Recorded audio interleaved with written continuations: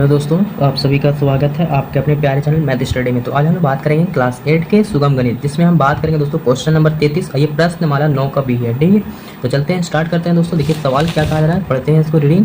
देखिए कहा जा रहा है कि इसमें 33 नंबर में कि एक मछली नदी के पानी की धारा के विपरीत मतलब उल्टा दिशा में, ठीक है, जिस वेग से चल सकती है उसके 6 गुने वेग से नदी के पानी की धारा के साथ चलती है, और यदि नदी के पानी की धारा 5 किलोमीटर प्रति घंटा के वेग से बहती हो तो मछली का अपना वेग ज्ञात करना है। ठीक है, तो सिंपल है। देखिए यहाँ पे क्या करना है दोस्तों, पहले मछली का वेग मान लेते हैं। ठीक है, क्या करते हैं, मछली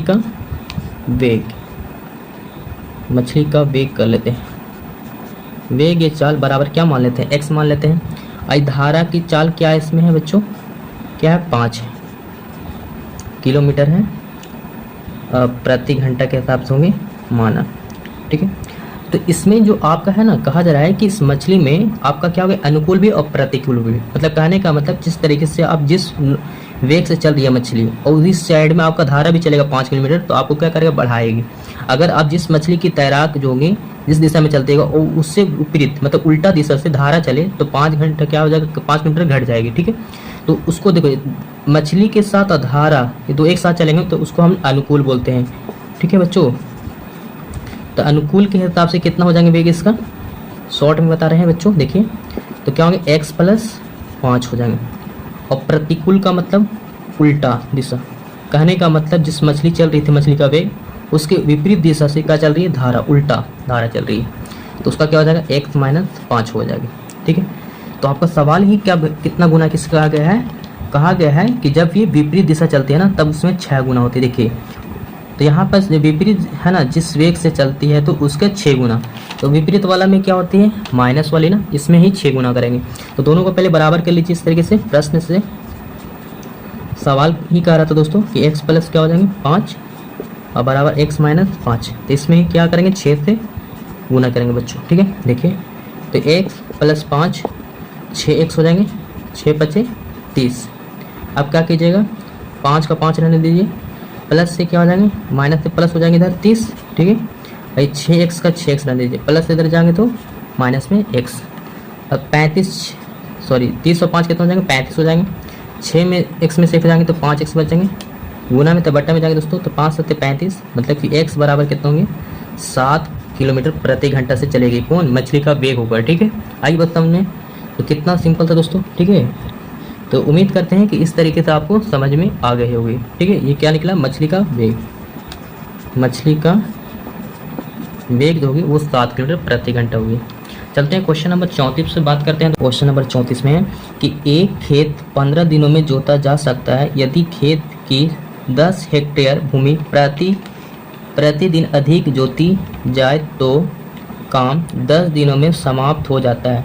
भूमि का क्षेत्रफल ज्ञात कीजिए जो प्रतिदिन जोती जाती है, साथ ही खेत का क्षेत्रफल ज्ञात कीजिए। ठीक है, बात समझ में आ गई दोस्तों। चलते हैं इसको सॉल्व करते हैं। ठीक है, तो कहा गया है कि 10 हेक्टेयर भूमि अधिक लेती है भूमि के खेत में। ठीक है, देखिए तो पहले हम लोग लिखते हैं भूमि का क्षेत्रफल पहले मानेंगे, क्योंकि पहले इसको निकालना है आपको। ठीक है, तो लिख लेते हैं भूमि का क्षेत्रफल, शॉर्ट में लिख लेता हूँ क्षेत्रफल बहु x मान लेते हैं। ठीक है, और कहा गया है कि जो भूमि जो है 15 दिनों में, पहले देखिए 15 दिनों में जोता जा सकता है। ठीक है, पहले 15 दिनों में, तो 15 का 15, अब दिनों के लिए 15 दिनों के हिसाब से यहाँ पे भूमि का भी लिखना पड़ेगा यहाँ पे × x। और दूसरा क्या है कि यहाँ पे 10 हेक्टेयर अधिक लेती है। जब 10 हेक्टेयर ज़मीन लेती है तो कितने दिनों में निपटा देती है, 10 दिनों में। यहाँ पे 10 इसी के साथ गुना होगी। ठीक है, सवाल ये खुद बुक किया रहा है। देखिए यहाँ पे ये 10 हेक्टेयर भूमि प्रतिदिन अधिक जोती जाए तो 10 दिनों में समाप्त हो जाता है। ठीक है, तो इसको हम लोग 10 इधर ही गुना करना है। ठीक है, तो देखिए 15x हो जाएंगे, 15 को x में कीजिएगा तो इधर कितना होंगे, 10 को x में कीजिएगा तो 10x, और 10 को 10 से कीजिएगा तो आपका 100 हो जाएंगे। ठीक है, तो आपका 15x प्लस में है तो माइनस में 10x होंगे, बराबर कितना हो जाएंगे, 100। 15 में से 10 जाएंगे दोस्तों, कितना बचेंगे, 5x बराबर 100। x बराबर यानी कीजिएगा तो 100, गुना में तो भागा में, 5 दूना 10, 1 जीरो इधर, मतलब कि 20 है क्या आएगा आपका हेक्टर आएंगे बच्चों, क्या आएंगे, हेक्टर में, ठीक है। 20 हेक्टर आपका यहाँ पर आंसर बनेंगे, ठीक है। अब यहाँ पर देखिए ये 20 हेक्टर, जैसे आपको भूमि इस तरीके से खेत का निकालना था ना, तो इस तरीके से मान ली कि भूमि था इस तरीके से, इधर x होंगे और ये इसका क्या खेत का, तो यहाँ पे मान ली कि 10 मीटर क्या होंगे, 10 हेक्टर जो होंगे लंबाई के हिसाब से होंगे। तो यहाँ पे x बराबर देखिएगा, सॉरी, तो यहाँ पे 1 मिनट कि आपका जो है ना 15 दिनों के लिए चलता है ऐसा प्रक्रिया, कितना, 15 दिनों के लिए, ठीक है ना।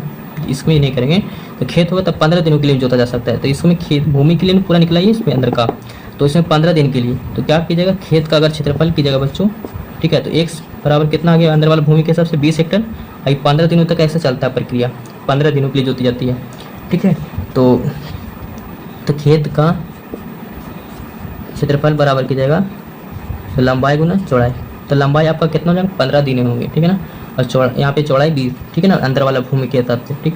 तो क्या होंगे, लंबाई आपका 15 गुना और चौड़ाई कितना आपका 20, कीजिए कितना हो जाएगा बच्चों, 15 दूना 30 और 1 दूरी इधर, मतलब कि 300 हेक्टर आपका क्या होगा, हेक्टर जो होगा वो खेत का क्षेत्रफल निकल जाएगा बच्चों।